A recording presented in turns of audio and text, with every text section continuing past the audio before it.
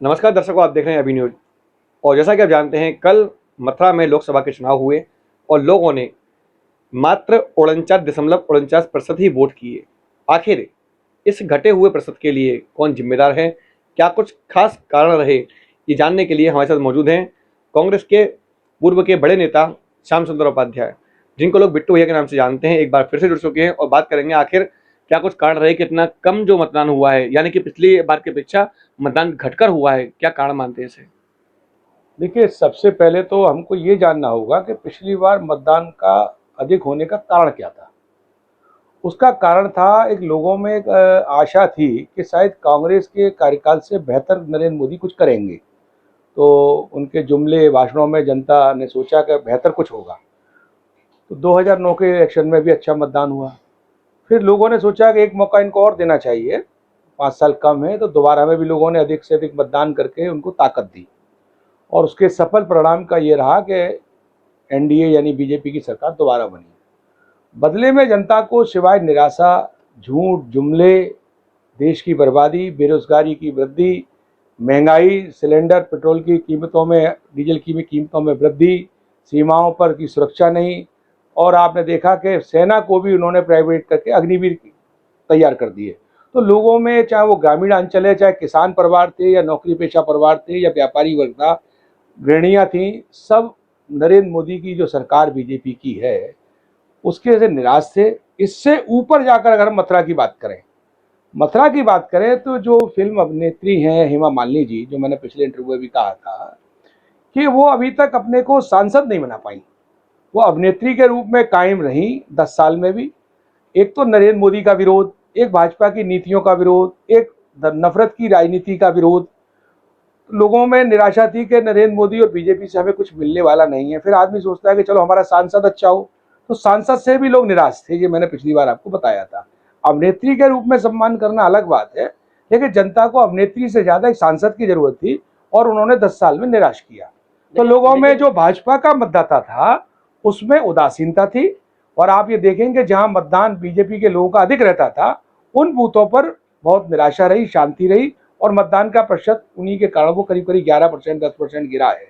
तो मूल बार ये जो मेन कारण है मतदान करने का, वो तो ये रहा। लेकिन मैं जानना चाहूंगा, जैसा कि आपने कहा कि मतलब वोट प्रतिशत गिरा है, जो भारतीय जनता पार्टी के वोटर हैं वो नहीं आए, लेकिन अन्य पार्टियों के जो समर्थक थे वो लोग तो वोट करने निकलते। आखिर उनके वोट कहाँ गए? क्योंकि जाट फैक्टर माना जाता है मथुरा में। और इस बार जो प्रत्याशी खड़े हुए, चाहे वो बसपा के हों चाहे बीजेपी से ही क्यों ना हो, तो यदि समर्थन में किसी के वोट पड़ते तो प्रतिशत कहीं ना कहीं तो बढ़ना था। देखिए, जो बीएसपी का प्रत्याशी है वो पूरी जिंदगी एक तो सरकारी नौकर रहे, फिर आने के बाद उन्होंने एक स्कूल खोल लिया। तो पहले भी मथुरा से उनका कोई सरोकार नहीं रहा। नौकरी लगने के बाद कभी कभार छुट्टियों में आते होंगे। फिर स्कूल खोल लिया तो स्कूल की गतिविधियों में रह गए, तो उनका पब्लिक में और समाज में कोई योगदान नहीं था। फिर तीसरी बात जो उनके खिलाफ गई वो ये गई कि वो आरएसएस से जुड़े हुए रहे और प्रवीण तोगड़िया के बड़े नजदीकी जाने रहे, यानी नफरत की राजनीति के वो पुरोधा रहे, एक सहयोगी रहे नफरत की राजनीति के में।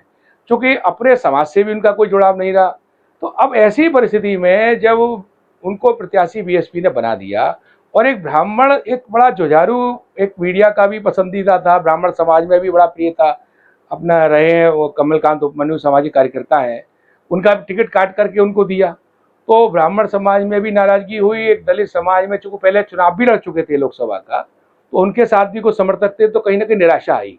तो बीएसपी के प्रति भी जो लोगों का रुझान है, मायावती की जो नीति है, एक कमरे में बंद होकर रह गई है, कहीं फील्ड में न जाना, दलित समाज के लिए कोई संघर्ष न करना, दलितों की आवाज न उठाना, केवल चुनाव के समय पे दलों से राजनीतिक बार्गेनिंग करना, किसको हराना किसको जिताना, अनर्गल बयान देना।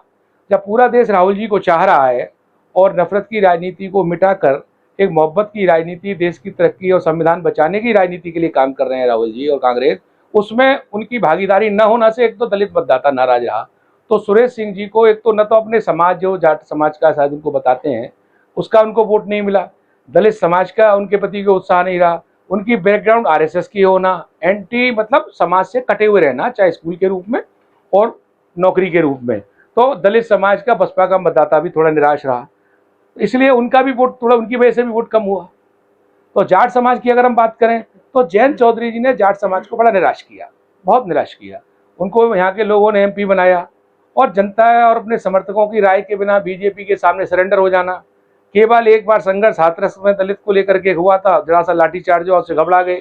अब जनता में जो चर्चा है वो ये है कि उनके खिलाफ कोई उनके परिवार के घोटालों की जांच है, जिसकी वजह से वो डर गए और बीजेपी के सामने चले गए। जैसा आरोप मायावती पर है, ऐसा ही जयंत चौधरी पर लगा। तो उससे समाज उनका नाराज हो गया है। जाट समाज एक मार्शल कौम मानी जाती है, जिसका देश की आज़ादी में बहुत बड़ा योगदान है, समाज के लिए हमेशा लड़ने वाली कौम है। और उनका नेता अगर बीजेपी के सामने, जिसने सैकड़ों किसानों की मौत के जिम्मेदार हो जो भाजपा, उसके सामने सरेंडर कर दिया, उसमें अधिकांश जाट समाज के लोग थे, तो जाट समाज में भी एक निराशा रही और उन्होंने भी मतदान कम किया। तो ऐसे अनेकों कारण हैं जिनकी वजह से मतदान कम हुआ। चलिए बात करते हैं इस समय की। तो वर्तमान में देखा जाता है कि लोकसभा चुनाव में जो आरएलडी है, यानी कि वो अच्छी संख्या में कहने रहे थे कि मतलब लोकदल और भारतीय जनता पार्टी का पैक्ट रहेगा, वो वोट प्रतिशत बढ़ाएगा। ऐसे में कहा जा रहा है कि जो लोकदल के जो यहाँ के स्थानीय कार्यकर्ता हैं, उनके मन में ये भावना रही कि उनको एक मंच पर सम्मान नहीं दिया गया, उनको मंच पर बुलाया नहीं गया और उनकी अनदेखी की गई। क्या कहना चाहेंगे इस बारे में? देखिए, सम्मान की कोई परिभाषा नहीं होती है भाई। जब बड़े नेता जब एक हैं, हमारे आपके पारिवारिक संबंध है, तो हमारे बच्चे, आपके बच्चे, हमारे मिलने वाले आपके साथ रहेंगे। लेकिन हेमा मालिनी जी का जो तरीका रहा चुनाव लड़ने का, वो हवा में जीती थी। एक उनकी फिल्म अभिनेत्री वाली छवि थी, ऊपर से नरेंद्र मोदी जी का थोड़ा क्रेज चल रहा था उस समय, और बदलाव की राजनीति का दौर चल रहा था। 10 साल कांग्रेस शासन कर चुकी थी, तो उसका लाभ उन्हें मिला था। अब जयंत चौधरी जी मथुरा से जब जीते थे, वो बीजेपी के सहयोग से ही जीते थे, तो उनको एक तरीके से वो अपना कर्ज उतारना था भाजपा के लिए, और अपनी ईडी वीडी की कौन कौन सी जांचें होती हैं उससे बचना था उनको। तो उन्होंने एक तरीके से सरेंडर कर दिया भाजपा के सामने, जो जाट समाज के लोगों को पसंद नहीं आया। अब स्थानीय स्तर पर कार्यकर्ता तो वही सम्मान चाहते थे जो लोकदल में उनको मिलता था। अब भारतीय जनता पार्टी से कल तक जिनकी विरोध थी, एक दूसरे के खिलाफ राजनीति करते थे, आरोप लगाते थे, वहां मनों में कहीं ना कहीं फर्क आता है। राजनीति कहने की बात है कि खेल की भावना या राजनीति की भावना में पर्सनल चीजें नहीं आनी चाहिए, पर कहीं ना कहीं आ जाती हैं, और उससे स्थानीय कार्यकर्ताओं में तालमेल नहीं बन पाया, समय भी कम रहा। और हेमा मालिनी जी का संगठन स्तर पर भी जो सुनने में आया है, अधिकांश बड़े नेताओं ने भी विरोध किया। तो जानबूझकर भी कुछ ऐसी परिस्थितियां, मुझे लगता है, ऐसा फील करता हूं कि पैदा की गई होंगी कि दोनों दलों के कार्यकर्ताओं के बीच गतिरोध रहे। जैसे कि आपने कहा कि नरेंद्र मोदी की लोकप्रियता थी, यानी कि आप ये कहना चाहते हैं कि अब लोकप्रियता वो नहीं रही जो पहले थी? अरे, अब लोकप्रियता है उनकी। एक झूठ का पर्याय माने जाते हैं, जुमलों का पर्याय माने जाते हैं, नफरत की भाषा बोलने का पर्याय माने जाते हैं, देश की संपत्तियों को बेचने का पर्याय माने जाते हैं, अंतर्राष्ट्रीय स्तर पर केवल ड्रामा करने, इवेंट करने का पर्याय माने जाते हैं, केवल गांधी परिवार के खिलाफ अनर्गल बात करने का, झूठे आरोप लगाकर षड्यंत्र करने का, विरोधियों की संपत्ति जब्त करने का, विरोधियों के छोटे मोटे राजनीतिक मामलों को बहुत बड़ा मुद्दा बना करके भाजपा में शामिल कराने का, इतनी ही लोकप्रियता है। जनता के मुद्दे पे अगर हम बात करें, तो एक भी कार्य उनके 10 साल के कार्यकाल का ऐसा नहीं है जो आम जनमानस ये महसूस करता हो अगर मोदी जी हैं तब ये मुमकिन हुआ है। फिर वो गारंटी का दावा करते हैं, मोदी गारंटी है, मोदी गारंटी है। क्या जनता क्या कहती है जनता उस बारे में? देखिए, मैं आपको बताऊं, मैंने एमए इंग्लिश से किया है, और उसमें ये कहा था मॉरलिटी की बात वो करता है जिसका कोई मॉरल नहीं होता है। गारंटी की जरूरत क्यों पड़ रही है? नरेंद्र मोदी भारत के प्रधानमंत्री हैं। प्रधानमंत्री की बात का एक शब्द बहुत महत्वपूर्ण होता है। चिल्ला चिल्ला के गारंटी देने का मतलब है लोग उन पर यकीन नहीं कर रहे हैं। और राहुल गांधी, आप देख रहे हैं कि वो सामान्य तरीके से कितना भी राजनीतिक रूप से चुनावों में असफल होने के बाद जनता के बीच में दिलों में जगह बनाते चले गए। जो लोग उनको तमाम उपनामों से बदनाम करने की कोशिश करते थे, आज वो लोगों के सरताज बने हुए हैं, दिलों के राजा हैं, युवाओं के हृदय के सम्राट हैं। समाज का हर वर्ग, चाहे वो किसान वर्ग हो, नौकरी पेशा हो, व्यापारी हो, युवा हो, महिलाएं हैं, सब में राहुल गांधी जी की छवि है। एक सच्ची, एक क्रांतिकारी, देशभक्त, एक विश्व स्तरीय नेता की बन चुकी है। लेकिन मथुरा की बात की है तो मथुरा में वो छवि कांग्रेस के किसी भी नेता में क्यों नजर नहीं आती? आखिर आखिर देख रहे हैं कि मथुरा में जिस हाशिए पर कांग्रेस जा चुकी है, उसके मूल कारण क्या रहे? क्योंकि आप लगातार देख रहे हैं, पिछले चुनाव में आपने देखा कि आपस में ही जो कांग्रेस के नेता हैं वो आपस में ही लड़ रहे हैं। और इस वक्त भी जो चुनाव देखे गए आपके सामने, इस वक्त लोकसभा चुनाव चल रहे हैं, इसमें भी किसी भी बड़े नेता का, यानी कि कांग्रेस के बड़े नेता का अपने ही प्रत्याशी के साथ में खड़े ना होना, चाहे वो मतदान की बात हो, चाहे वो समर्थन की बात हो, चाहे वो वोटिंग पोलिंग पर जाना हो, चाहे वो यमुना पूजा हो, चाहे नामांकन हो, यानी कहीं पर भी वो लोग नजर नहीं आए जो यहाँ पर कांग्रेस के बड़े नेता हैं। आपने एक चीज नोट नहीं करी, कार्यकर्ता कितना साथ था? नेता कार्यकर्ता नहीं बनाते, कार्यकर्ता नेता बनाते हैं। जिन नेताओं के बारे में आपका इशारा है वो भी एक साधारण कार्यकर्ता थे। प्रदीप माथुर की अगर हम बात करें, जब वो 84 में या 85 में एमएलए का चुनाव लड़े, बहुत साधारण कार्यकर्ता थे। लोग ऐसा कहते हैं कि उनके पास कुर्ते पजामे भी उनके दोस्तों ने बनवाए। तो धनगर तो बहुत मजबूत कार्यकर्ता था, और पार्टी का जनरल सेक्रेटरी है मुकेश धनगर, हमारा छोटा भाई रहा है। राजनीतिक गतिरोध अलग है, लेकिन युद्ध के समय पे राजनीतिक युद्ध से मतलब है मेरा, उसमें सबको एक होना चाहिए था। हम पार्टी से बाहर हैं, हम 15 लोग हैं, उसके निजी कारण हैं कुछ उसमें, लेकिन उसके बावजूद सारे लोगों ने सबने कांग्रेस के पक्ष में ही अपना जहाँ भी कहा है। भाई पार्टी में कई जगह कई बार फ्रंट पे आके काम करना होता है, कई साइलेंट काम करना होता है। तो कांग्रेस के जो लोग विचारधारा के लोग हैं वो कांग्रेस के लिए काम किया है। अगर आप उन दो नेताओं की अगर बात करें, जिन लोगों का आपका इशारा जिनकी तरफ है, तो आपने देखा होगा लोकसभा के चुनावों में उनकी क्या स्थिति रही है, विधानसभा के चुनावों में उनकी क्या स्थिति रही है। तो ऐसा तो है नहीं कि कोई वो जीते हुए नेता हो। 4 बार प्रदीप माथुर चुनाव हारे भी हैं, जमानतें भी उनकी जब्त हुई हैं। 4 बार जीते भी हैं, तो जिनमें 2 बार तो वो तब जीते हैं जब एक बार लोकदल का सहयोग था और एक बार समाजवादी पार्टी का सहयोग था, और 1,01,000 से हारे, 1,10,000 से वो खुद हारे हैं। और 84 में इंदिरा जी की मृत्यु के बाद लहर थी, उसमें चुनाव जीते थे। तो कई बार लोकल रीजन्स हो जाते हैं कि बीजेपी ने एक ब्राह्मण को टिकट दे दिया तो बनिया समाज इधर आ गया, या बनिया को टिकट दिया तो ब्राह्मण समाज आ गया। तो लोकल परिस्थितियां ऐसी कभी कभी हो जाती है जिससे वोट चुनाव में प्रत्याशी इत्तेफाक से जीत जाया करते हैं। तो वो कोई इतने बड़े चेहरे नहीं थे कि जिनकी वजह से चुनाव जीता जाए। और अगर हम निजी पार्टी की गुटबाजी या पार्टी को क्षति पहुंचाने की मामले में बात करें, तो आपको याद होगा हमारे बहुत शहर के मानव अधिवक्ता गजेंद्र चतुर्वेदी रहे, समाज में सभी वर्गों में लोकप्रिय थे वो। जब वो चुनाव लड़े, आपने देखा उनके खिलाफ एक निर्दलीय प्रत्याशी चुनाव लड़ाया गया है ना, कृष्ण कुमार शर्मा टुनटुन। उसके बाद आपने 2000 में देखा, जब मैं चुनाव चेयरमैन का लड़ा तो मेरे खिलाफ उसको लड़ाया गया, टुनटुन को। उसके बाद आपने देखा 2006 में जब हम लड़े तो गजेंद्र चतुर्वेदी लोकदल से चुनाव लड़े, वो महेश पाठक के बहनोई है, मौसी की लड़की ब्याही है उनके लिए, तो उनके लिए इन लोगों ने काम किया। फिर उसके बाद टुनटुन की वाइफ को टिकट दिया गया, कृष्ण कुमार की को, और क्या नाम था उनका, कल्पना जैन या शर्मा कुछ करके। तो आपने देखा उनके खिलाफ कुलदीप भार्गव की वाइफ को चुनाव लड़ाया गया निर्दलीय तौर पर। उसके बाद आपने देखा कि कांग्रेस में चुनाव हम लड़ना चाह रहे थे, तो हमारे खिलाफ बसपा से निकाले हुए आदमी को, राजकुमार रावत को, कांग्रेस में ला करके उन्होंने चुनाव लड़ाया कि कांग्रेस का मेयर ना हो जाए। तो एक तरीके से कांग्रेस को हराने का काम किया। तो नए आदमी को अचानक से स्वीकार नहीं करते। आप देखिए मुकेश धनखड़ पुराना कार्यकर्ता है, उसको लोग स्वीकार नहीं कर रहे, और बाहर के आदमी को जो 24 घंटे पहले आया उसको चुनाव लड़ाना चाहते थे। तो ये कभी नहीं चाहते थे कि कांग्रेस जीते। आज आपने देखा कुछ लोग, आप जानते होंगे इस बात को, अगर योगेश ताला जो यहाँ का प्रभारी हैं, उनका चुनाव लड़ने का मसला से क्या मतलब है, उसको भी वही गुट चुनाव लड़ा रहा है। तो कुछ लोग कांग्रेस में आस्तीन के सांप की तरह काम करते हैं, जयचंद की भूमिका निभाते हैं। लेकिन अब इसमें हमारे प्रत्याशी ने जितनी मेहनत कर सकता था उसने की है बेचारे ने, और जनता का उसका सहयोग मिला है। कार्यकर्ता 99% उसके साथ रहा है। और मैं आपको दावा कह रहा हूँ, मुकेश धनखड़ की कम से कम 50,000 से 1 लाख वोटों से जीत होगी। जीत के बाद आश्वस्त हैं? हाँ, 100% में आश्वस्त हूँ।